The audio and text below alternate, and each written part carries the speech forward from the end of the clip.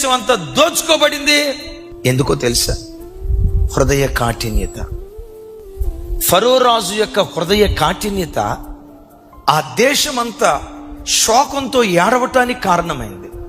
పదే పదే అతని హృదయం కఠినపరచబడి దేవుడు మాట్లాడుతున్నా, ఫరో ఇలా చేయొద్దు, ఫరో అలా చేయొద్దు, ఇదిగో నేను చెప్పిన పని చేయి అని దేవుని మాట వింటున్నాడు. కానీ ఏనాడు దేవుని మాట విని తన హృదయం మెత్తన పడినట్లుగా కానీ, బాబు నువ్వు చెప్పినట్లుగా నేను చేస్తానయ్యా, నీ మాటకు నేను లోబడతానయ్యా అని కనీసం ఒక్క పర్యాయమైన దేవుని మాటకు లోబడకపోవటాన్ని బట్టి, పాపం చేసినందువల్ల అనే దానికంటే హృదయ కాఠిన్యతను బట్టి ఐగుప్తు దేశం మీద ఉగ్రతను దేవుడు కుమ్మరించాడు.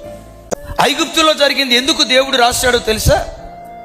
ఐగుప్తు దేశంలో ఇలా జరిగిందట చరిత్ర తెలుసుకోవటానికి కాదు, చరిత్ర నుండి క్రైస్తవుడు పాఠం నేర్చుకోవటానికి, యుగాంతమందున్న మనకు బుద్ధి కలగటానికి.